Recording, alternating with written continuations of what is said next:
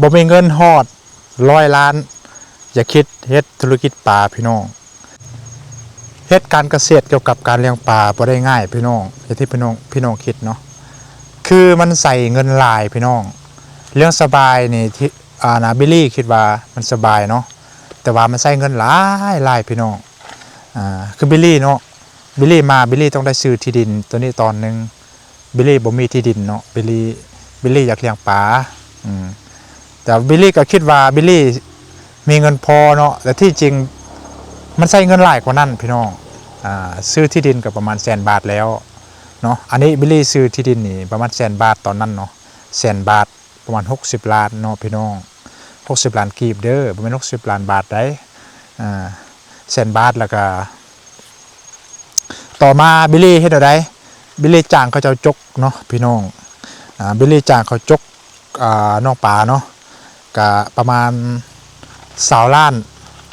20 ล้านแต่ว่าเราค่อยข้อเรา19 ล้านเนาะประมาณ27,000-28,000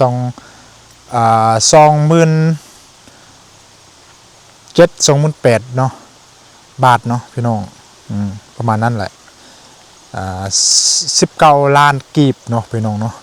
ก็ประมาณนั้นแหละ หลังจากที่ว่าเฮาจกเรียบร้อยให้ได้ต่อก็คือเฮาต้องได้บูรณะต้องเบิ่งว่าน้องปลาเฮามันเป็นจังไดเห็นบ่น้ำยู่บ่ยู่น้ำบ่ยู่เฮาต้องได้เอาพยางมาใส่แบบนั้นพี่น้องเห็นบ่พยางดำนะต้องได้ซื้ออีกพยางดำตัวดีๆหันแพงพี่น้องก็คือบิลลี่เอาใส่เป็นน้องปลานี่เป็น20-30 ล้านเนาะ20-30 ล้านก็ตกอยู่ 40,000-50,000บ่ได้พี่น้อง บิลลี่จนบ่อยากซื้อก็เลยซื้อมาใส่แต่แคมนี่แซ่นบ่ใส่แต่ทั้งข้างเอาเพื่อบ่ให้น้ำหัวนะซื้อมาใส่บิลลี่ก็เอารุ่นที่ว่าถึกสุดละกอนึงก็ประมาณ1,000 บาทนี่แหละกอนึงนะ1,000 บาทมี4กอประมาณ 4,000 บาทเนาะพี่น้องเนาะตกอยู่2 ล้านปลายเนาะหลังจากที่ใส่พยางเรียบร้อยแล้วก็อัดน้ำพี่น้องอัดน้ำให้หน่อยได้อัดน้ำแล้วก็ซื้อปลามาใส่เนาะบิลลี่ซื้อมา3,000ตามอิดเนาะบิลลี่ซื้อมา 3,000 โต 3,000 โตตัวนึง700ทึกเท่าไหร่700กีบได้พี่น้องมัน700 บาทเนาะตัวนึงเนาะปลานิ่นเนาะบิลลี่เลี้ยงปลานิ่นเนาะ700กีบนี่ตัวนึงเนาะ1,000ตกอยู่700,000 700,000ตกเป็นบาทประมาณ 1,000 บาทเนาะ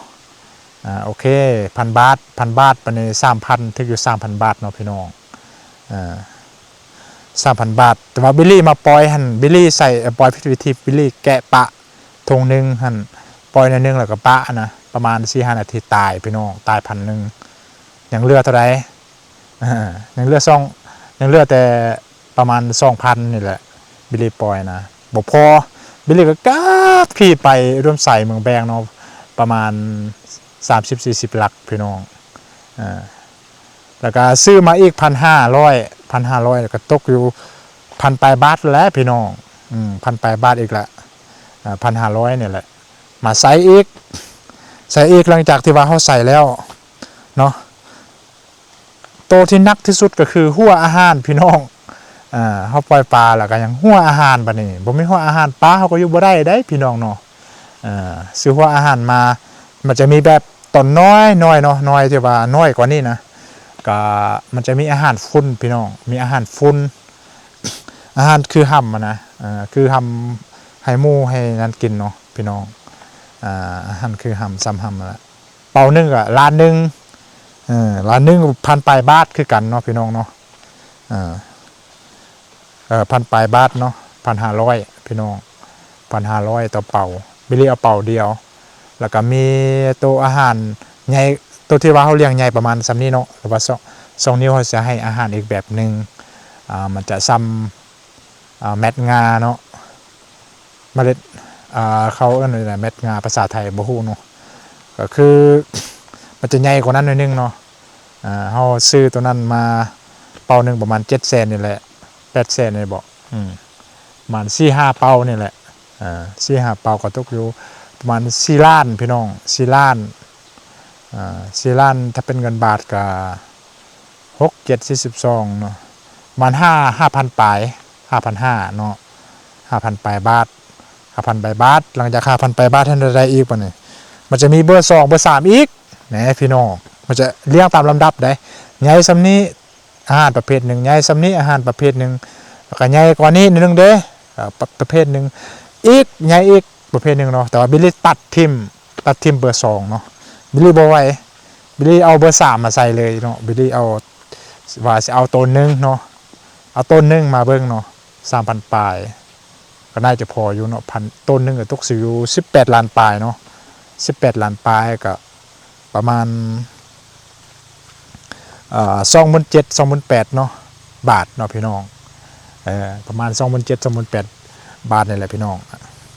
บิลลี่ก็ซื้อมาก็รวมๆกับที่บิลลี่เฮ็ดอยู่นี่ก็หมดหลายเติบเลยพี่น้องลองบวกเบิ่งเนาะลองบวกเบิ่งอันนี้คือบิลลี่เปิดหมดเปลือกเลยว่าการเลี้ยงปลาต้องใช้เงินเท่าใดใช้เงินหลายอีหลีพี่น้องเฉพาะซื้อที่ดินก็100,000ละบวกไปก็จะฮอด200,000ปลายแล้วเนาะพี่น้องเนาะบ่ฮอดกันยังน้อยนึงโอ้ฉะนั้นมือใหม่ที่คิดอยากลาออกจากเวียกประจำลองเบิ่งเงินในทงเนาะถ้าจะเลี้ยงปลาขายได้แต่ถ้าจะเลี้ยงกินบิลลี่บ่เว้าหยังเนาะคนที่สุขดีมีที่ดินหั่นน่ะไปตะจกแล้วก็เลี้ยงปลาอยู่หั่นธรรมชาติเนาะเอาอาหารอันนึงใส่แหน่ปนกับเป็นผักเป็นพืชให้มันกินหั่นน่ะเลี้ยงกินก็ได้เนาะแต่ถ้าไผคิดเลี้ยงขายนี่ใช้เงินหลายพี่น้องเจ้าซื้อที่ดินเจ้าจกเจ้ามีค่าบูรณะรักษาเนาะบางคนต้องได้กอต้องได้เฮ็ดบ่นี้บ่นั้นจ้างเขาเจ้าเฮ็ดหลายอย่างเนาะพี่น้องเนาะกว่าจะได้เงิน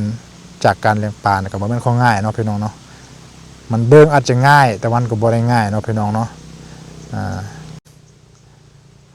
สำหรับมือใหม่เนาะที่ว่าคิดจากเลี้ยงปลาเนาะอยากให้คิดไล่ก่อนคิดไล่ก่อนว่าต้องใส่เงินเท่าใดต้องซื้อหยังแน่ต้องเฮ็ดหยังแน่ไปปรึกษาคนที่เขาฮู้เนาะพี่น้องเนาะคือบิลลี่มีหมู่2คนเนาะ3คนที่ว่าเลี้ยงปลาเนาะเราก็เลี้ยง17,000ก็คือ17,000ตัวเนาะ17,000ตัวก็ใส่หัวอาหารประมาณ3ต้นพี่น้อง3ต้นลงคูณเบิ่ง28 24ตกอยู่50ปลายล้านเนาะพี่น้องเกือบฮอด100,000 บาทในเฉพาะค่าอาหารนะยังบ่ได้บวกอาหารย่อยได้อาหารที่ว่าตอนน้อยได้พี่น้องสมควรได้ก็บิลลี่ก็ว่าโอ้เนาะนักบิลลี่คิดผิดหรือคิดถูกก็บ่ฮู้คือกันว่าบิลลี่ก็บ่ฮู้แนวสิเว้าเนาะแล้วก็บ่ฮู้แนวถอนตัวก็บ่ได้ต่อไปบ่พอก็ต้องได้ยืมเด้พี่น้องบิลลี่ก็บ่ฮู้แนวสิเฮ็ดบาดนี้ก็คืออยากเตือนน้องๆหรือว่าน้องมือใหม่เนาะที่คิดอยากเฮ็ดเลี้ยงปลานะอยากให้คิดเบิ่งดีๆคิดรายดีๆก่อนว่าถ้าเฮ็ดแล้วกำไรบ่ถ้าเฮ็ดแล้วโอเคบ่เงินพอบ่สินะเขาต้องมีเงินที่ว่าเลี้ยงปลาแล้วก็เงินซ้ำห้องไปกินแดเนาะ2 เดือน 3 เดือนเพราะว่าการเลี้ยงปลานี่เป็นหยังจังว่าแบบนั้นเพราะว่ามันต้องใช้เวลาหลายเดือนพี่น้อง5 เดือน 6 เดือนบ่ได้ถึงได้ขายนะประมาณถ้าคนที่ว่าเร่งหัวอาหารประมาณ4 เดือนก็ได้ขายแล้วเนาะแต่ถ้าคนบ่เร่งหัวอาหารก็ประมาณ5 เดือน 6 เดือนพี่น้อง5 เดือน 6 เดือนนี่เจ้าคิดว่าเจ้ามีเงินใส่ในช่วงนั้นบ่ถ้าบ่มีเงินใส่ก็คือตายอย่างเดียวเนาะพี่น้องเนาะบ่มีเงินใส่นี่ก็คือบ่ได้บ่รอดเนาะพี่น้องเนาะฉะนั้นอยากให้คิดดีๆคิดใหม่เนาะสำหรับมือใหม่เนาะขอบใจสำหรับการรับชมและก็ติดตามกันเนาะมีความรู้เกี่ยวกับการเกษตรสามารถแชร์ให้คำคิดคำเห็นนำกันได้เนาะผู้ใดที่ว่าอยากจะเลี้ยงลองฟังคลิปนี้เบิ่งก่อนให้จบก่อนเนาะต้องใช้เงินหลายบ่เท่าใดเนาะก็ถ้าว่าเฮามีที่ดินเฮาก็จะใช้เงินบ่หลายบ่มีที่ดินใช้เงินหลายคือบิลลี่บอกเนาะเอาพบกันคลิปหน้าเนาะคลิปหน้าบิลลี่สิมาเว้าเกี่ยวกับหรือว่าสิมาให้เบิ่งเกี่ยวกับการเติบโตของปลาเนาะเราต้องให้อาหารแบบใดการเติบโตของปลาใหญ่ส่ำใดล่ะเนาะมาอัปเดตให้เบิ่งเนาะพี่น้องพบกันคลิปหน้าเนาะ